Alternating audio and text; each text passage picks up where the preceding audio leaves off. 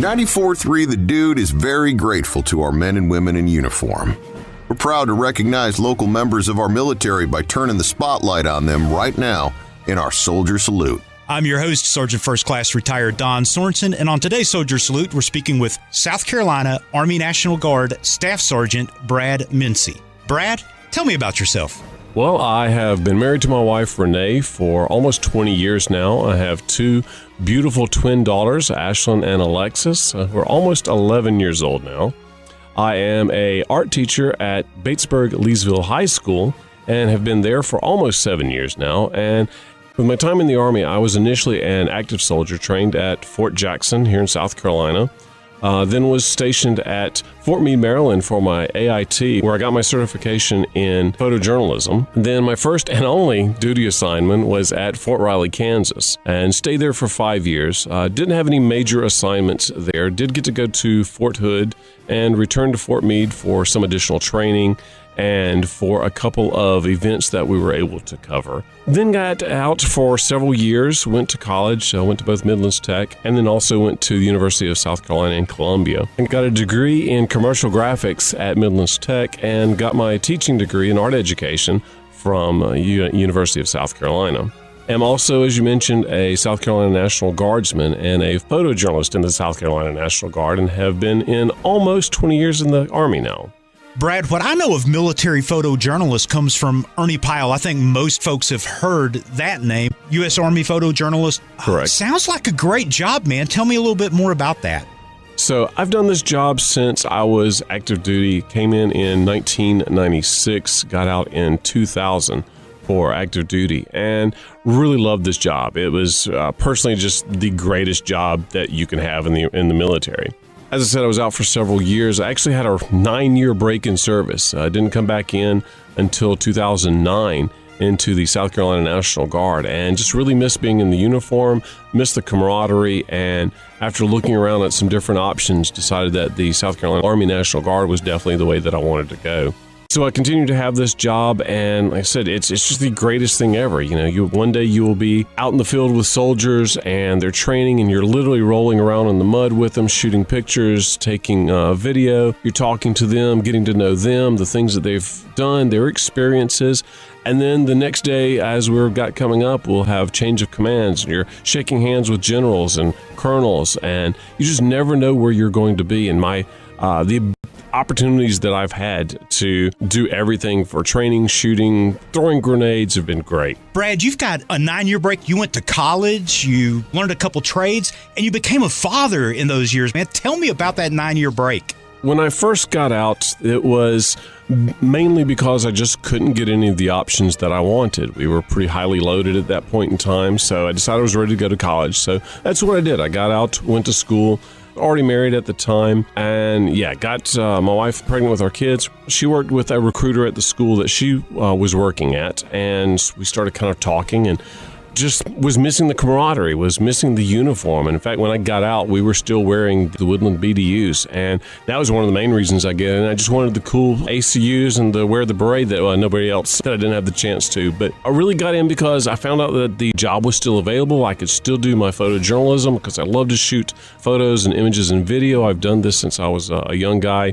I said once we found out that we were having twin girls, the benefits were definitely a aspect of that, being able to work on a weekend, a couple weekends a month, a few weekends a year, do that 2 weeks for annual training, and then have that medical benefits, have that additional paycheck every month, in addition to the camaraderie and the job and the positions and just the great opportunities to go out and meet soldiers in the field, see the things that they're doing, and really see how South Carolina Army National Guard is assisting the state, because that's one of the reasons that soldiers really like joining the South Carolina National Guard is, we've had all these hurricanes and these floods over the last several years, and being able to go out and see how they're going and giving back to their community, seeing how soldiers are being citizens of South Carolina, both in uniform and out. Brad, sitting here talking to you, man, you've got such an amazing voice for radio. And listeners that might be hearing this show for the first time are probably thinking, how come you're the interviewee and I'm not? This is not your first time in front of a microphone, though, is it? No, I've been behind it before. When, as a young man, we had some great opportunities to work as a DJ at 16 years old at a local radio station in Winsboro, WINF.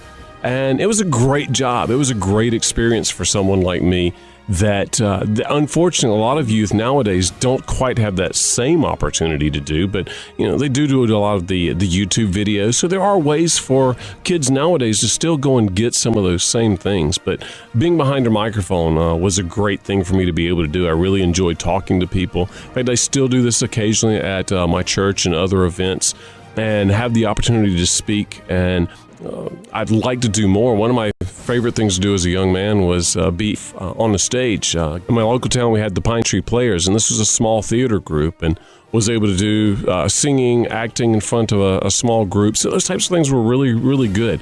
Also helps when trying to do announcing for video shoots that I do, because I also have a small business doing video and photography on the side. So we all have these little side event things that we like to do. Brad, a lot of people think Army National Guard, and they think you're going to the armory, you're going to the rifle range, or driving a Humvee around. And although public affairs will do some of that stuff, you guys do a whole lot more, don't you? We definitely do a lot of the standard soldier things that everybody's familiar with. Like you said, we go to the rifle range, we do medical training, we go out and have to get our Humvee license, all of these things. So we are these traditional soldiers. We're always combat ready to do whatever mission that we're required. However, there's that flip side to our job where we do get to roll around with our cameras in our hands.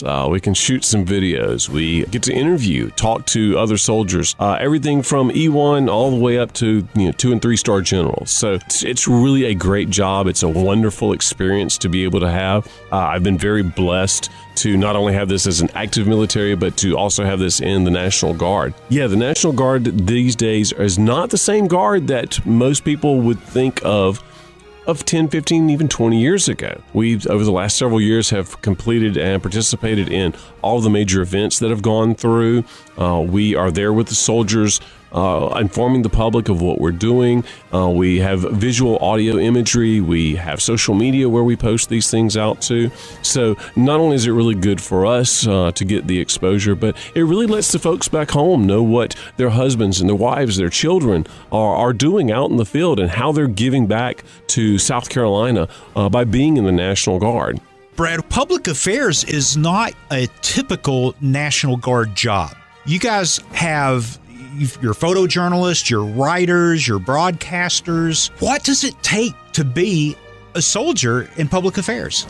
Well, our unit, first of all, is a fairly small unit compared to many others. We only have about 8 soldiers in the pad. We have a few soldiers who work at the Adjutant General Building, the TAG Building, downtown across from the Coliseum. But our pad's a very small group. We have a lot of soldiers who are transitioning out within the next couple of years are going to be retiring. So we definitely have some opportunities for soldiers who like to shoot video, produce products, who have good voices, enjoy shooting photography, and just really like spending time with other soldiers and getting to know other soldiers, because those are some of the key things that you really have to do. And several years ago, you had the choice between either being a photojournalist, just shooting photography and doing interviews, or a broadcast journalist where you shot video, produced video packages, and or had the opportunity to be on the radio in various areas. However, nowadays, you have to have all these skills. We're moving over to a single 46 Sierra group where you have to have all these skills, or at least you have to have an interest, and then go to Fort Meade, Maryland for your AIT and your training. An interest is definitely something good to have. Some experience is great. If you have a background, maybe you've gone to college for broadcast, really good background to have. Maybe you're just like a young soldier I saw out in the field from the 59th Truth Command who had a camera and she was just out there shooting images. So these are really good qualities to have, as well as high ASVAB scores, and you definitely need to be at least an E4 nowadays. Brad, one of my favorite things about interviewing National Guardsmen or reservists on the Soldier Salute is they hang up their uniform and have an entirely other life. Now, to me, as an NCO, sometimes dealing with privates was like herding cats. You're a glutton for punishment, though, man. You're a high school teacher. Tell me about that. Yeah, I'm kind of double dipping here. I guess this really sort of started with my previous experiences. I was involved with Cub Scouts. I started a Cub Scout pack at one point in time.